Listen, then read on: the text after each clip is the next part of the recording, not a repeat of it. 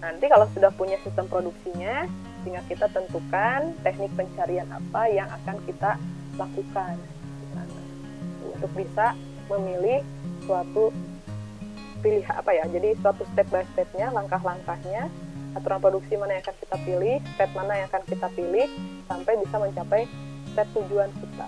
Jadi di sini searching yang ada dalam AI ini adalah pencarian pada tadi ruang masalah atau pada sistem produksi kita, mencari aturan-aturan atau keadaan-keadaan mana yang bisa sampai pada penyelesaian.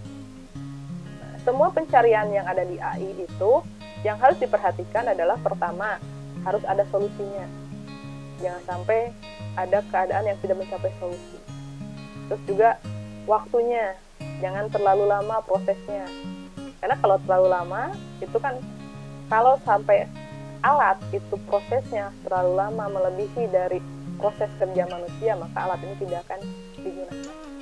Kemudian ini ruang memori, ini nanti kalau ruang memorinya terlalu banyak, berarti kan komputernya speknya harus tinggi.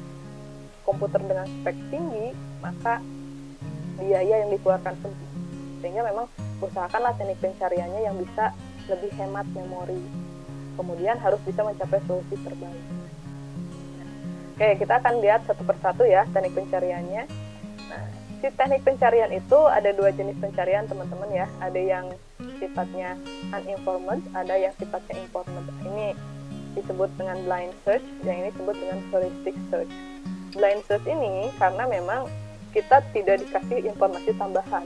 Jadi informasi yang didapat pada proses blind search ini adalah informasi seadanya dari lingkup permasalahan, dari algoritma itu sendiri. Sedangkan kalau informed searching itu memang dia lebih enak karena ada informasi lain yang bisa kita gunakan untuk melakukan proses pencarian, tapi dengan syaratnya harus ada rumus heuristiknya. Nanti kita lihat rumus heuristik itu seperti apa.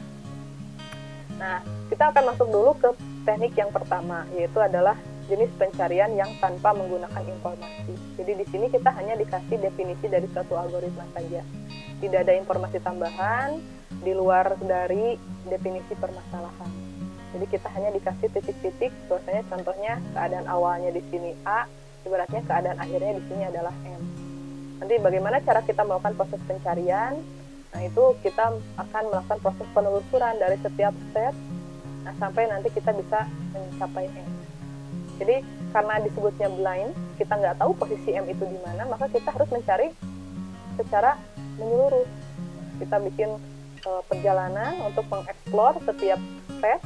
Nah, step mana sih yang bisa membuat kita mencapai step M.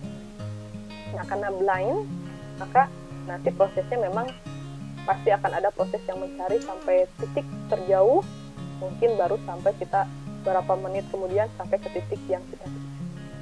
Karena di sini memang kita tidak dapat informasi tambahan untuk melakukan proses pencarian di luar dari definisi permasalahan. Jadi per definisi permasalahan itu cuma gini aja, ini ada stepnya, step awalnya kita di sini, step akhir yang kita inginkan contohnya si M ini. Itu adalah contoh dari informasi yang ada dalam definisi masalah. Sedangkan posisi M itu bagaimana, di mana kita tidak ada lagi informasi yang lain.